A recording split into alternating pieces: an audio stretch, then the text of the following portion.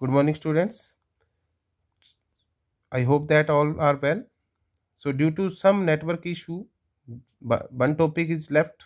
So today I will send the video of this topic to you.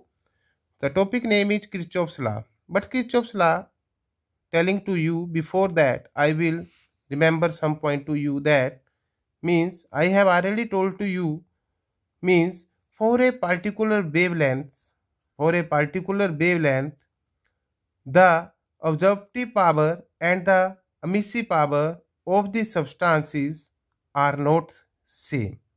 The emissive power and the absorptive power of all the substances for a particular wavelength is not same. What Kirchhoff's law scientist has done one very good experiment, and then he came to know the conclusion that if anybody emit the radiation or observe the radiation of a particular wavelength, and if suppose another body is also emit the radiation and observe the radiation of that same particular wavelength at a same temperature, then the ratio of the emissive power to the absorptive power of a given wavelength of a given temperature of this body is equal to the ratio of, ठीक है, emissive power of this body to the absorptive power of this body at the same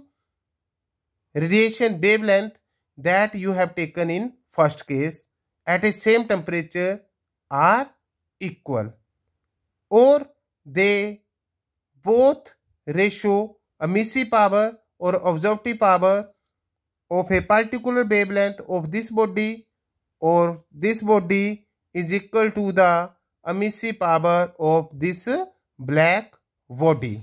Okay, my point. So what I have told to you in this topic that Kirchhoff's law states that the ratio of emissive power किसकी, इसकी emissive power, कितनी radiation को ये emit कर रहा है, emissive power of this body to the absorptive power of this body for the radiation, ये क्या करेगा, रेडिएशन को एमिट भी करेगा और रेडिएशन को ऑब्जर्व भी कर रहा है.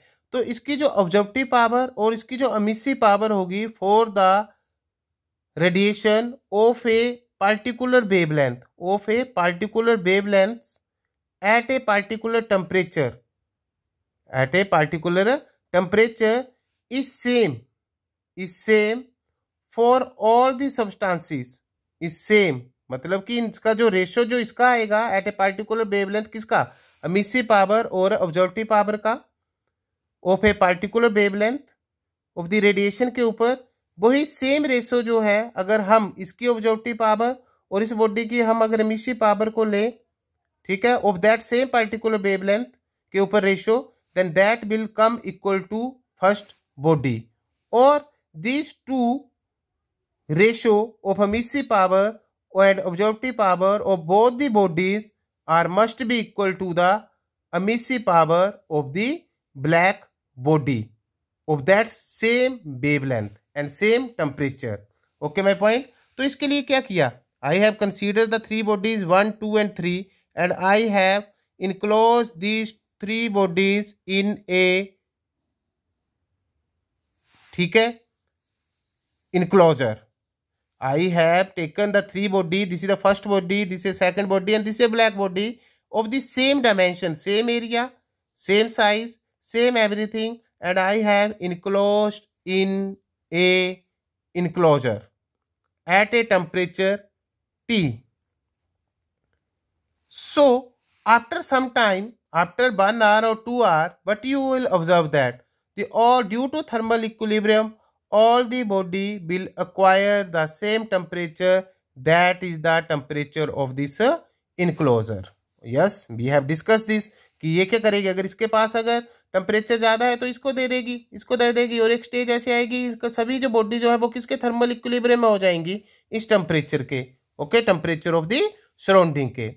Now let Q be the heat radiation fall on the body. अब इसके ऊपर भी क्या है, क्यों हीट रेडिएशन फॉल हो रही है उस वेवलेंथ की, पार्टिकुलर वेवलेंथ की, इसके ऊपर भी क्यों रेडिएशन फॉल हो रही है पार्टिकुलर वेवलेंथ की.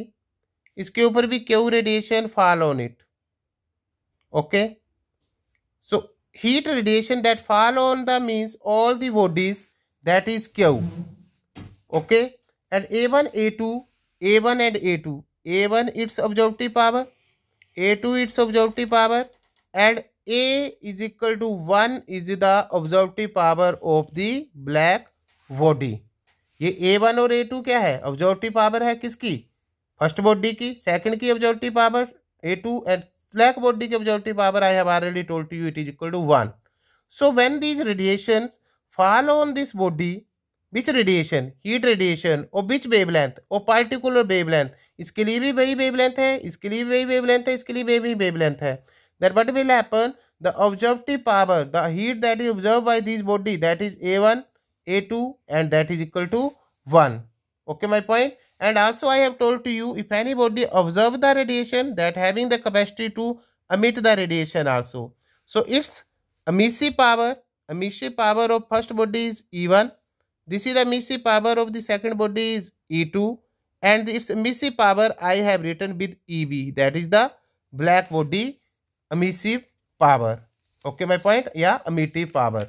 Now, as we know very well that for first body, the heat observed is equal to heat emitted. जितनी इसने हीट ऑब्जर्व की है वो उसी हीट रेडिएशन को अमिट भी करेगा. मतलब कि heat radiation emitted of that wavelength at that temperature is equal to heat radiation emitted.